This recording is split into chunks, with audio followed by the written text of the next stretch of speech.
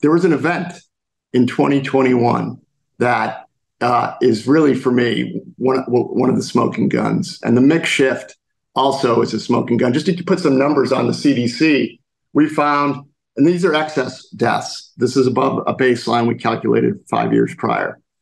In 2020, 40,000 millennials died excessively, ages 25 to 44.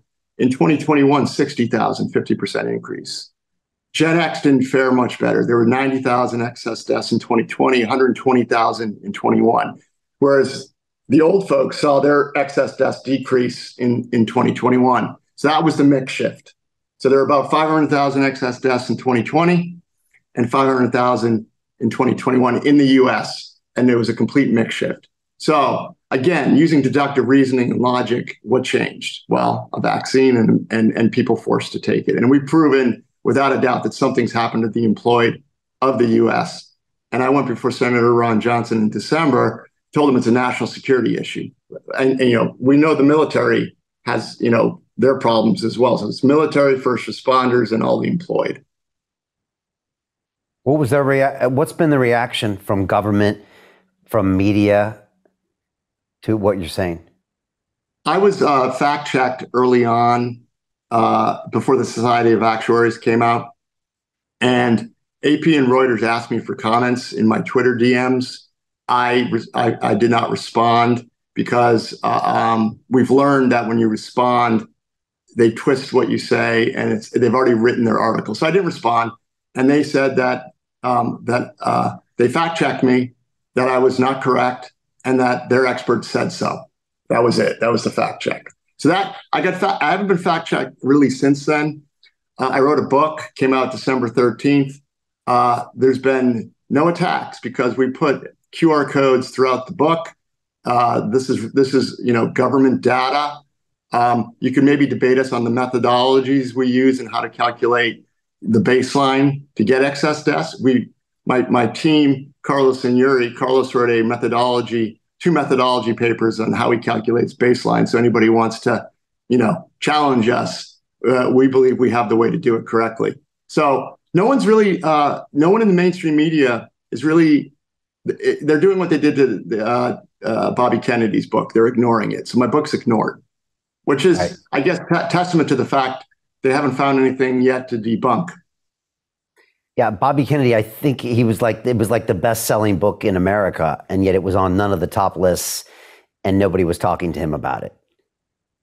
Yeah, my book is currently doing very well. It's number one in 3 categories. It's vaccinations, virology, and immunization, and it's ranked consistently in the top 200 on the Amazon website. So the book's doing well, but yet it's not reviewed by anybody in the establishment media. Obviously, the independent media has done a lot of reviews. They've been very favorable, but it's been crickets from quote unquote the mainstream media. Yeah, which again, as you said, is mostly funded by pharma, which we should have known before, but then it became very clear. What about tech platforms? You were originally banned on Twitter. I think Elon got you back.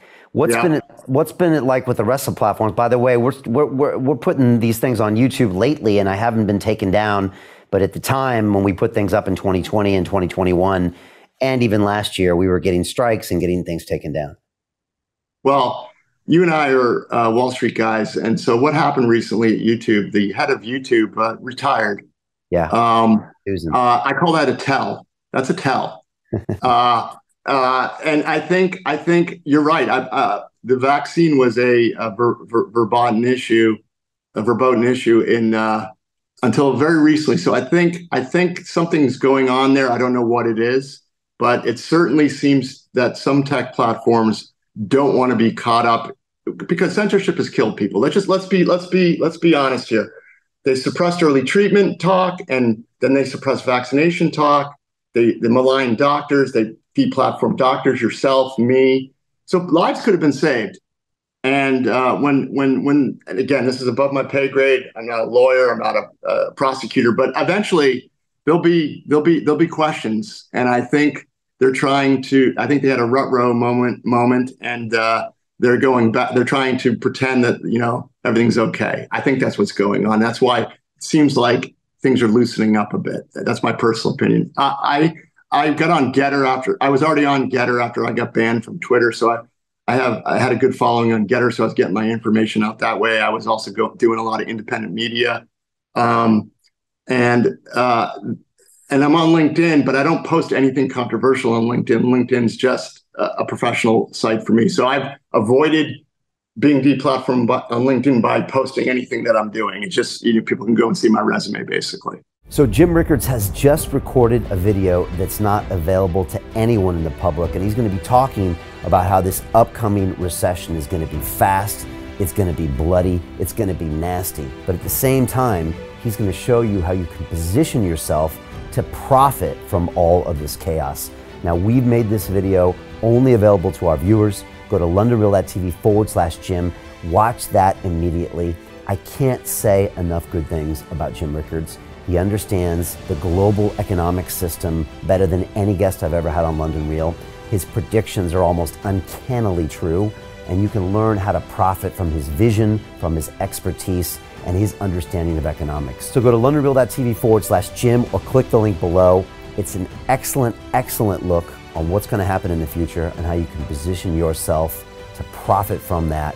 Jim is one of the best in the business, one of my favorite guests on London Real, and he's very, very good at predicting the future and showing us all to profit from it.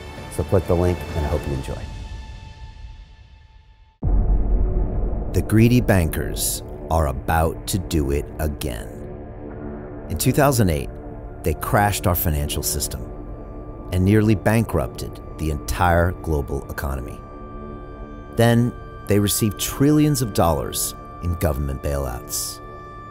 And after, they demanded fat bonuses paid for by you, the taxpayer. It turns out the banks haven't just been screwing the American taxpayers, they're also screwing over their investors. Turns out the banking industry is the worst place you could put your money, despite enormous taxpayer bailouts. Now the bankers are back to take away your financial freedom. They lie and tell you that cryptocurrency isn't safe.